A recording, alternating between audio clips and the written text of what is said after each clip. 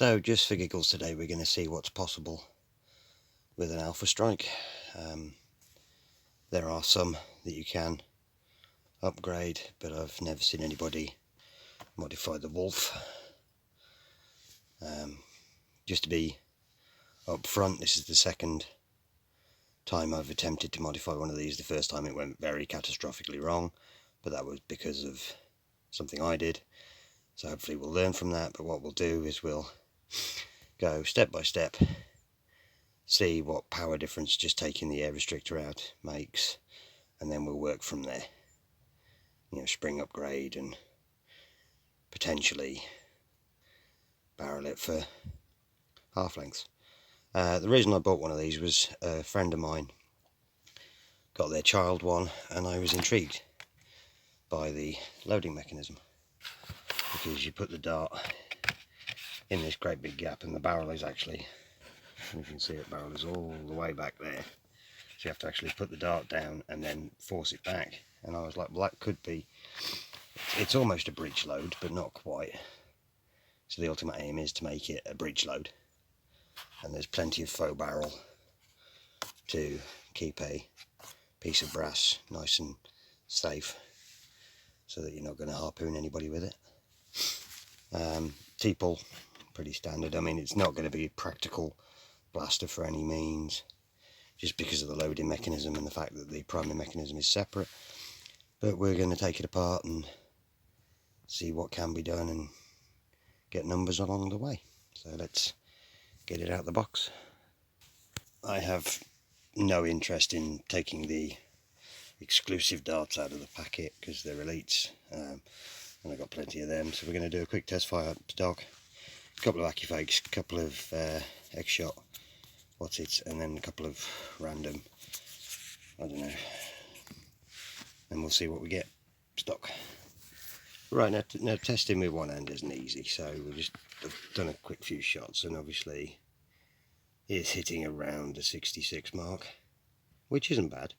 That was with the elites and the waffles.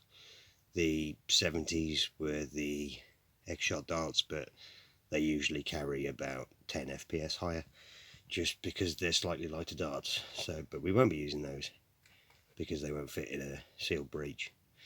But yeah, 66 is a good starting point. So what we'll do now is we'll take it apart, get the AR out and try again.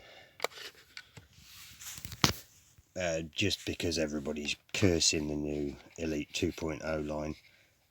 This is actually fairly easy to get off. It's got clips on the yellow shell all the way around it. You've just got to loosen those off and then it comes apart.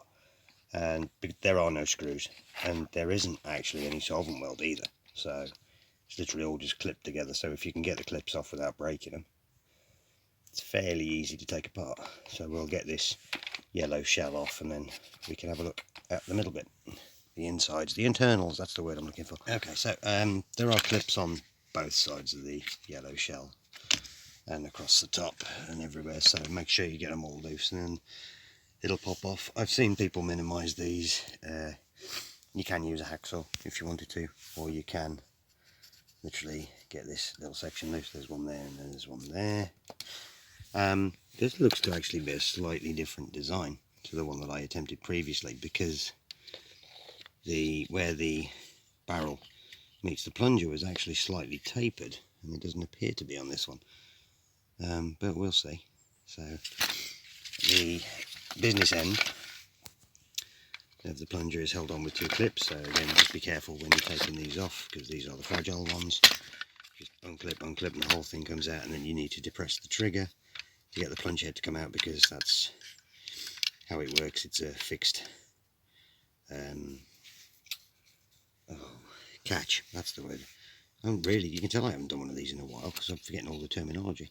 But yeah, so we'll get that off and then we'll show you how to take the AR out, provided that hasn't changed. They've changed the plunger head design. This is the one that I just took out of this one, which has got a big old groove in the middle. But then the old one that I destroyed is just a solid block of... That's interesting. They've minimised the plunger head. I wonder what else they've changed. I should have kept the old one. Okay. But anyway, yeah, again, because there are no screws, see the black bit in there. You literally just unhook, hook that out with something, and the AR will come out as well. But yeah, now I'm fascinated. I might have a better chance at doing this one. Ooh. So I'm just documenting things as I go, but they've actually simplified this clip that holds the front barrel in as well, so it's easier to take off. I'm intrigued. They seem to have done a bit of upgrading. But anyway, this panel comes out, and then the AR just comes out, and that's that taken care of. So now I'm going to leave the long barrel off, for testing, but I'm going to put the plunger back in, and we'll see how it works without the air restrictor. Alright, same test, same 6 darts, and AR removal has basically made no difference. The plunger head design change has also resulted in this end cap changing as well. So I was hoping, because I've done a spring upgrade on this, I was hoping just to pop this in, but you can't, so I'm going to have to take the spring off this one and put it on this one. Looking at that gap, that gap around there, I reckon I could get an O-ring on that as well. But what we'll do, we'll try the spring upgrade first, see if that makes any difference.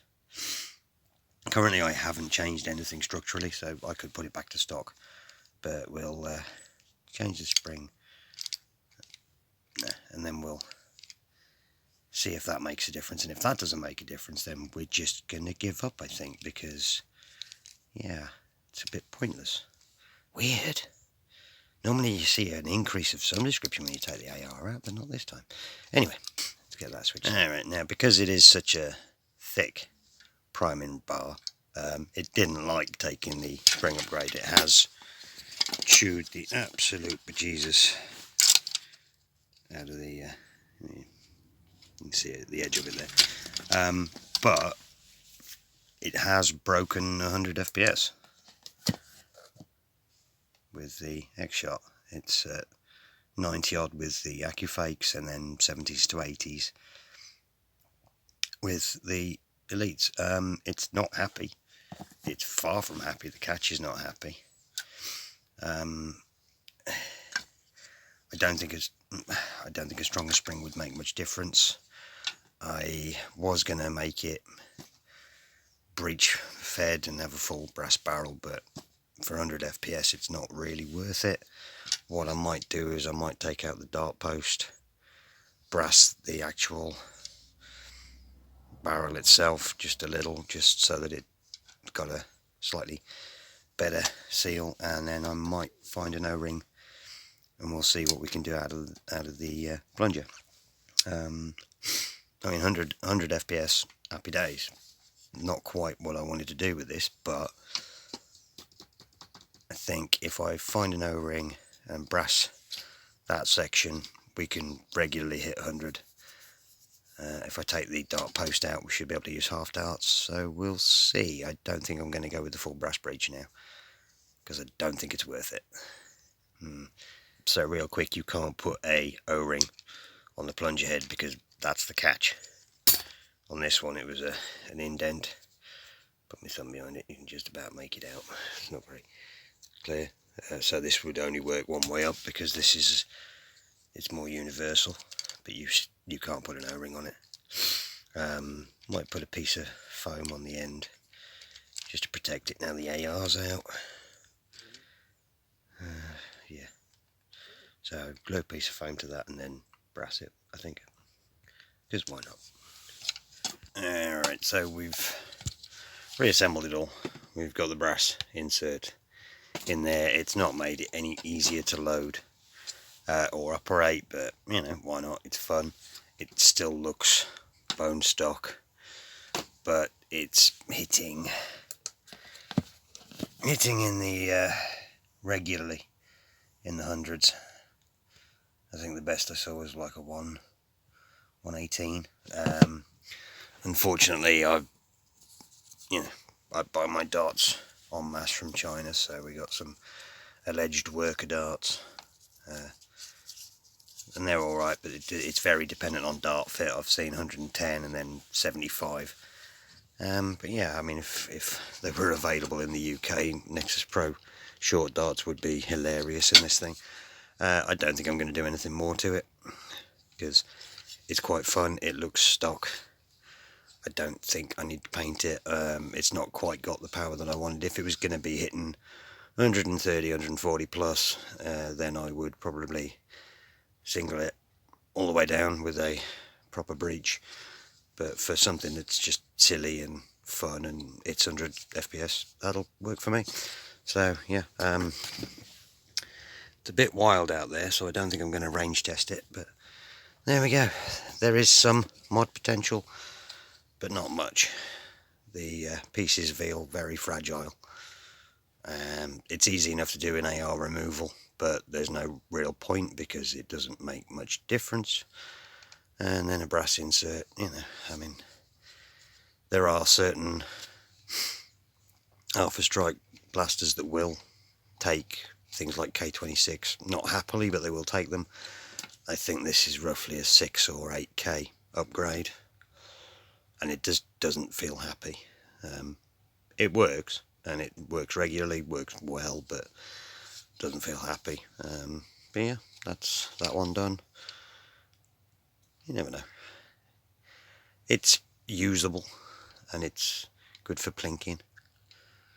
It's never going to be high performance because of the budget nature of the range, but yeah, that's how you modify an Alphastrike Wolf LR1, whatever it is. Oh well, that's all good. Anyway, that's, at least I got a Nerf video out. Right, see you next time.